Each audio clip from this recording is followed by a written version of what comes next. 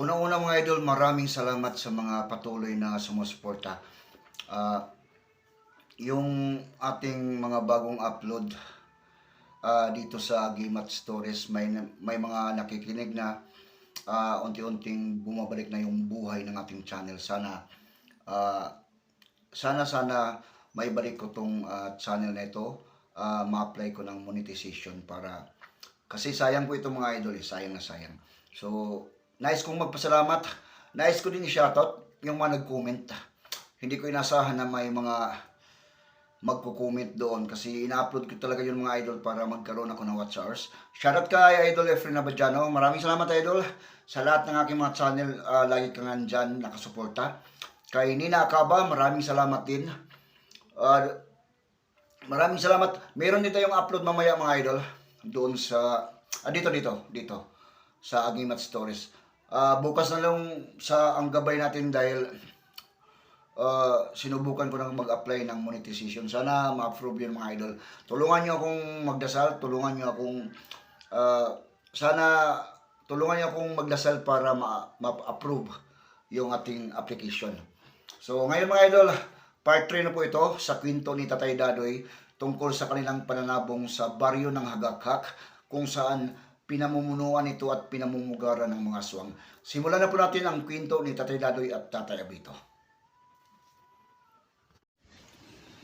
Lihim na umiibis ang dalawang matandang albularyo doon sa mga damuhan, papunta doon sa likod ng mga kawayanan. Masama talaga ang kanilang hinala sa kanilang mga naamoy. Sa tingin nila ni Tatay Dadoy, tanging ang mga mapapadaan lamang sa kawayanan ang makakaamoy sa mga ganitong baho.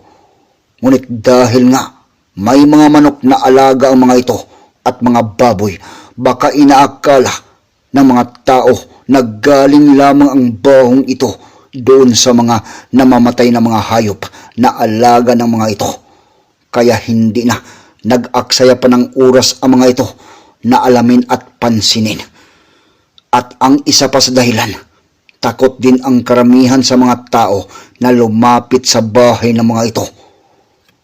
Kakaunti nga lamang ang napapadaan sa bahaging ito dahil kadalasan ng mga tao ay umiba ng daan dahil sa takot. Habang binabagtas ng dalawa ang gilid ng kawayanan, lalong lumakas lamang ang naamoy nilang baho. Walang gamit na mga flashlight ang mga ito para maiwasan na makita ng sinuman na nakatira sa mga bahay na nandoon. Doon sa malalagong damuhan, doon nang gagaling ang baho na kanilang naamoy. Makalipas ang ilang sandali, gamit ang maliit na pinlight nitong si Tatay Dadoy na ibinaba ang pagtutok doon sa mga bagay na pinanggagalingan ng baho para hindi makita galing doon sa mga bahay. Agad nilang napagtanto na galing ang nakakasulasok na amoy sa mga buto ng ulo ng tao at sa mga kalansay. May mga nakita pang mga bungo ang mga ito na sobrang ikinagulat nila ni Tatay Dadoy. Napapamura na ang matandang albularyo sa kanyang nakita. Sa tingin nitong si Tatay Dadoy, hindi lamang ang mga buto at kalansay na nandirito ang maaaring biktima ng mga aswang na ito.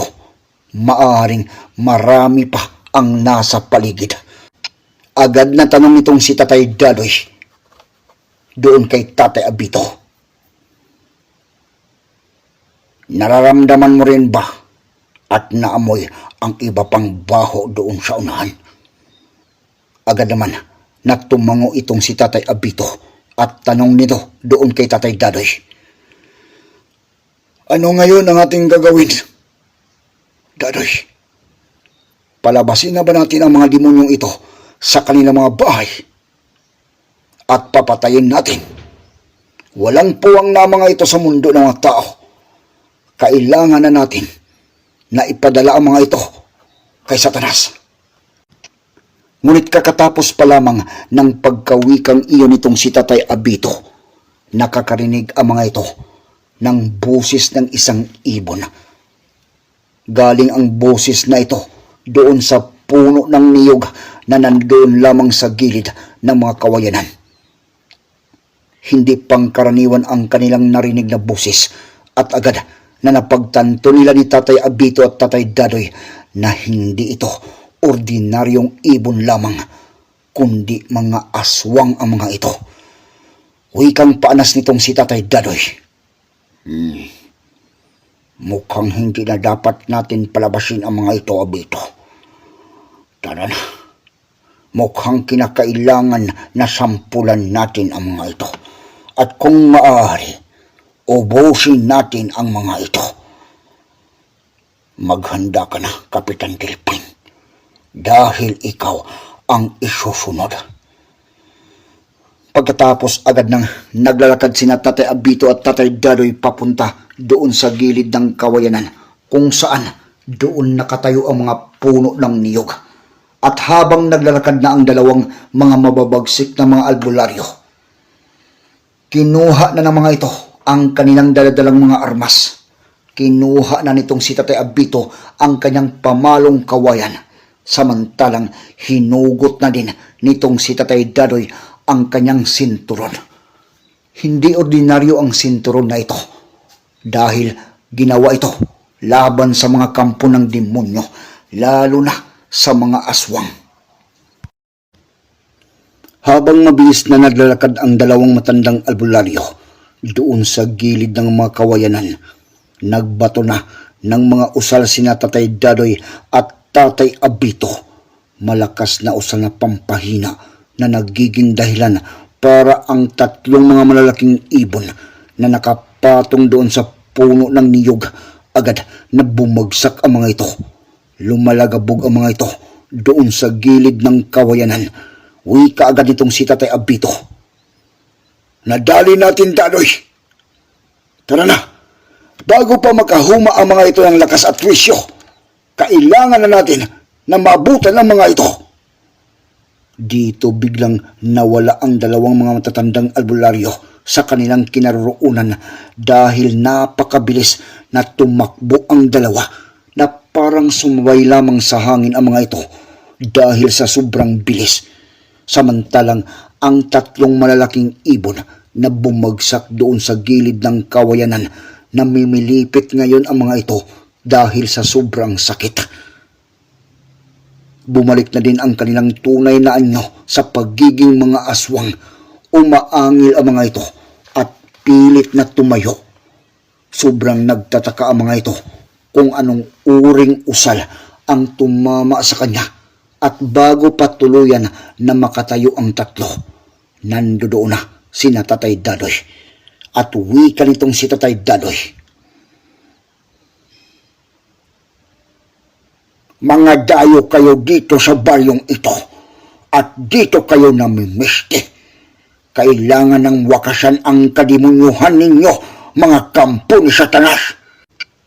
Agad nang nagpakawala ng mga paghataw itong si Tatay Dadoy, bitbit at gamit ang kanyang sinturon. Sa bawat tama ng kanyang paghataw doon sa katawan ng mga aswang, mag-iiwan ito ng matinding pinsala na parang malalapnos ang mga balat ng mga ito. Napapasigaw na ang mga aswang at napapaangil ng malakas. Ganon din ang ginawa nitong si Tatay Abito. Panay din ang ginawang pagpalo ng matandang albularyo gamit ang kanyang pamalong kawayan. Kaya sa loob lamang ng ilang mga segundo, bumagsak na ang tatlo.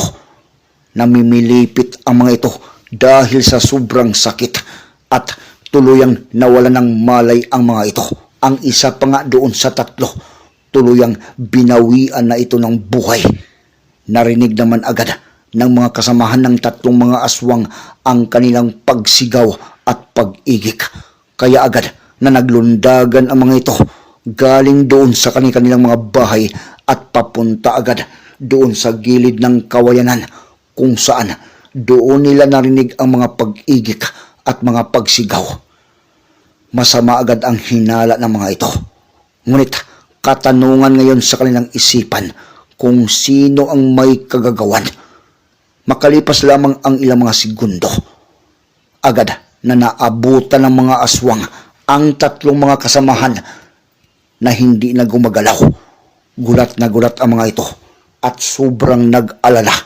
Agad na pinulsuhan ng mga ito ang tatlong mga kasamahang aswang na nakabulagta at sobrang galit ng isa sa mga ito dahil napagtanto nitong patay na ang isa nitong kasama.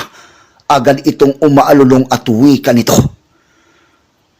May kalaban. May kalaban sa paligid. Pinatay itong si Cinco.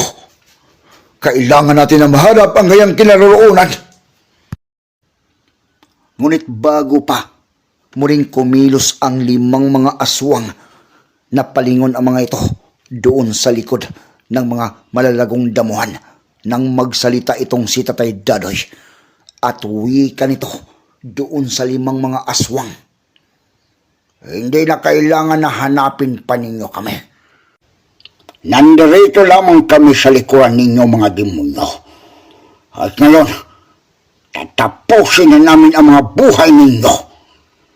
Bago pa muling makakilos ang 5 mga aswang, dinaluhong na ang mga ito nila ni Tatay Abito at Tatay Dadoy at inaatake gamit ang sinturon at pamalong kawayan. Lumalaban pa ang mga aswang sa kanila at umatake din ng mga pagkalmot habang nagpakawala ng mga pag-angil. Galit na galit din ang mga aswang nang makita nilang napatay ang kanilang 2 kasama. Napakalakas na ng mga pag-angil ng mga ito. Ngunit walang kalaban-laban pa rin ang mga ito sa 2 mababagsik na mga matatandang albularyo. Sa loob lamang ng 5 mga minutong bakbakan ng mga ito, napatay na din nila ni Tatay Dadoy at Tatay Abito ang 5 pang mga aswang. Pagkatapos, wika nitong si Tatay Dadoy. Huwag na natin idamay pa ang mga maliliit na bata, Abito. Mga aswang man ang mga ito, ngunit mga bata pa rin at hindi ako pumapatay ng walang kalaban-laban. Sa ngayon, tama na muna ito. Isa itong malaking mensahe at babala sa grupo ng mga aswang na ito, lalo na doon kay Kapitan Delfin. Sagot naman itong si Tatay Abito. Paano ang 2 ito na nawalan lamang ng malay, Dadoy? Buhay pa mga ito. Muling sagot naman ng albularyong si Tatay Dadoy. Hahayaan na natin ang 2 ito, Abito, para may magliligpit din sa mga bangkay. Sigurado akong bukas hindi na natin makikita pa ang mga ito, Abito. Pagkatapos agad nang umalis ang mga ito at bumalik agad doon sa bahay nila ni Carlito. Makalipas lamang ang ilang mga sandali, naabutan pa nila ni Tatay Dadoy at Tatay Abito ang mga kaibigan na nandoon sa upuan na kawayan sa labas ng bahay ng mga ito at naghihintay sa kanila. Agad na tanong nitong si Carlito nang masilayan ang 2 matandang albularyo. Kayo na pala, Dadoy, Abito, kumusta ang lakad ninyo? Pagkaupo naman ng 2 matandang albularyo, agad na sinabi na nitong si Tatay Dadoy ang nangyayari doon sa may kawayanan. Wika ng matandang albularyo. Tulad ng aming ipinunta sa lugar na ito, linisin ang mga aswang. Ibig kong sabihin, patayin ang mga ito. Napatay namin ang 6 sa mga ito at 3 ang buhay. Ngunit nakakatiyak akong mababahag ang buntot ng mga ito. Bukas na bukas, Carlito, hindi na natin masisilayan pa ang mga ito doon sa gilid ng kawayanan. Ngunit ang inaalala naman ngayon nitong si Carlito ay ang pamilya ng kapitan. Batid nilang hindi lamang ang kapitan ang aswang sa mga ito, dahil kanina lamang naramdaman nila na ang 3 mga tauhan at kasama nitong si Kapitan Delfin ay mga aswang din. Sagot naman nitong si Tatay Dadoy doon kay Carlito. Huwag kang mag-alala, Carlito. Kapag magpunta ang kapitan o gumawa ito ng hakbang, nakahanda kami ni Abito. Ang gagawin na lamang namin ni Abito ay pilitin ang mga ito na magsabi kung ano ang nangyayari doon sa dalawang mga pinsya ni Pito. Iyon ang susunod na hakbang na gagawin natin. Sa ngayon, kailangan muna natin na magpahinga at pumasok na doon sa loob ng bahay mo, Carlito. Nakakatiyak ako na bukod pa doon sa mga aswang, tulad ng sinabi mo, may mga tauhan itong si Kapitan Delpin ng mga aswang din. At kapag nabalitaan ng mga ito ang nangyayari doon sa kanilang mga kasamahan, doon sa gilid ng kawayanan, sigurado akong dadalaw ang mga ito dito sa bahay mo. Tara na, pumasok na tayo doon sa loob. Pagkapasok ng mga ito, nagpapahinga na ang magkakaibigan doon sa may sala. Samantalang itong si Tatay Dadoy, inutusan nito ang kanyang kaibigan na engkanto na nagkatawan na isang manok na magbantay ito doon sa buong paligid.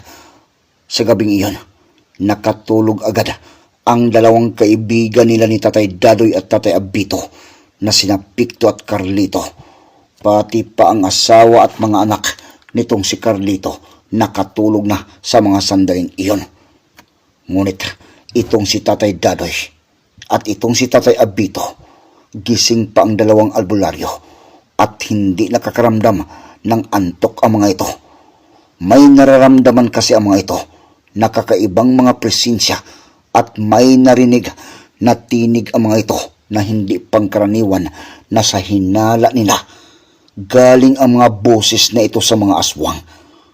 Ngunit hindi naman lumapit ang mga ito doon sa bahay nila ni Carlito. Tanging distansya lamang ang mga boses nilang naririnig hanggang sa tuluyang nakatulong na din ang dalawang albularyo. Hindi naman nagpapakita ng pagka-agresibo ang mga aswang na iyon at hinala nila ni Tatay Dadoy. Maaaring ang mga aswang na ito ay ang mga anak na mga napatay nila doon sa may kawayanan. Kinabukasan, nagpasya si Tatay Dadoy na maglilibot doon sa baryo at kunwaring pupunta ang mga ito doon sa may sabungan. May pasabong ngayong araw, ngunit mamayang hapon pa magsisimula ang pasabong. Gusto nilang tingnan kasi ang mga bahay doon sa gilid ng kawayanan. Gustong siguraduhin ng dalawang mga albularyo kung may mga nagpaiwan pa doon na mga aswang. Batid nilang napatay nila ang lahat ng mga matatandang aswang na nandoon at tanging mga bata lamang ang mga natitira at naiiwan. Nagpaiwan naman itong si Picto para tumulong sa paghanda ng pang-agahan ng mga ito. Kasama naman ng dalawang mga matandang albularyo, itong si Carlito, na sa mga sandaling iyon ay kinakabahan na. Kagabi pa kasi alam nito na napatay na nila ni Tatay Dadoy at Tatay Abito ang mga aswang doon sa may kawayanan. Ang iniisip ngayon itong si Carlito ay ang grupo ni Kapitan Delpin. Sigurado talaga itong si Carlito na kapag napag-alaman nitong si Kapitan Delpin ang pagkamatay ng kanyang mga kaibigang aswang doon sa may kawayanan, hindi ito makakapayag na hindi makapaghiganti. Makalipas ang ilang mga sandali, naglalakad na ang tatlo at ayon pa nitong si Tatay Dadoy, mas nakakabuting doon na sila dumaan sa may kawayanan. Makalipas pa ang ilang mga minuto, marami na silang nasisipat na mga tao ang paroon at parito. May mga pupunta ng bukid. May mga abalang-abala sa kanilang mga gawain pang araw-araw. Ngunit ang mga bahay doon sa may kawayanan ay napakatahimik. Pagdaan ng tatlo doon, napatitig ang mga ito doon sa mga bahay sa gilid ng kawayanan at napatigil na din ang mga ito sa kanilang paglalakad. Hindi na kasi nararamdaman pa nila ang presensya ng mga aswang. Wika nitong si Tatay Abito, mukhang umalis na ng tuluyan ang mga aswang. at mukhang pati ang bangkay ng mga napatay nating kagabi, dala-dala ng mga ito, Dadoy. Wikang sagot naman itong si Tatay Dadoy. Mas nakakabuting tingnan natin ang mga ito, Abito. Total, maliwanag na naman ang araw. Nagpalinga-linga muna ang mga ito at nang masigurado na walang mga tao ang nandoon, tuluyan nang bumaba ang mga ito doon sa mga kawayanan at nagmasid-masid. Napakatahimik at kahit na nakalapit na ang mga ito doon sa mga bahay, pati na doon sa mga bahay sa likuran ng mga kawayanan, wala na silang nararamdaman pa na mga presensya ng mga aswang. Nandoon pa ang mga nakakasulasok na baho, ngunit wala na ang presensya ng mga aswang at ang mga bangkay doon sa mga napatay nila kagabi. Nilibot pa nila ang paligid ng mga bahay na nandoon, ngunit wala na talaga ang mga anak ng mga napatay nilang aswang kagabi. At tulad ng inaasahan nila, umalis na nga ng tuluyan ang mga ito. Ngunit habang papakit na sana ang mga ito pabalik doon sa daraanan, napapansin nila na parang may mga tao ang nandoon sa mga sagingan doon sa unahan ng mga damuhan. Kaya napatigil ang mga ito sa kanilang paglalakad at sobrang nagtaka ang dalawang matandang albularyo dahil ngayon nakakaramdam na ang mga ito ng presensya ng mga aswang. Kaya pabulong na wika nitong si Tatay Abito. Anak ng tinapa, mukhang may mga aswang pa, Dadoy. Hindi ko ito ramdam kanina. Bigla-bigla na lamang na naramdaman ko ito ngayon. Ano kaya ang ibig sabihin nito? Sagot naman itong si Tatay Dadoy. Kalito, mauna ka na. Doon mo na lamang kami hintayin sa sabungan. May titingnan lamang kami ni Abito. Bilisan mo. Nang marinig iyon ni Carlito, mabilis itong naglalakad papunta doon sa sabungan at hindi na ito lumingon pa. Nakakaramdam na ito ng takot simula nang marinig niya na may nararamdaman na presensya ng mga aswang ang kanyang dalawang matalik na kaibigan ng mga albularyo. Samantalang sina Tatay Dadoy at itong si Tatay Abito, dahan-dahan nang bumaba muli ang mga ito. Ngunit sa mga pagkakataon na iyon, nagtatago na ang dalawang mga matandang albularyo doon sa kaloob-looban ng mga sagingan. Naglatag na din ng mga usal ang mga ito. Makalipas lamang ang ilang mga minuto, nang makarating na ang mga ito doon sa dulo ng mga sagingan, may nakita silang tatlong mga katao ang nandoon. Parang abalang-abala ang mga ito sa kanilang ginagawa. At ilang sandali pa, nang tuluyan ng makita nila ang mga ito, nagulat ng sobra ang dalawang matandang albularyo dahil kilala nila ang mga ito. Walang iba kundi itong si Kapitan Dilpin kasama ang dalawang mga tauhan ng mga aswang din. Nakita nilang parang may binubungkal ang mga ito na hindi nila malaman ang ginagawa ng tatlo. Dahan-dahan na lumapit pa ang dalawang mga albularyo at dito nila napagtanto na mayroong malaking hukay ang nandoon sa dulo ng sagingan na parang may mga inilibing sa lugar na ito. Wikang pabulong nitong si Tatay Dadoy. Mukhang hindi dinala ng mga bata ang mga bangkay na napatay natin kagabi, Abito. Mukhang inilibing ang mga ito dito sa dulo ng sagingan at nandirito ang kapitan.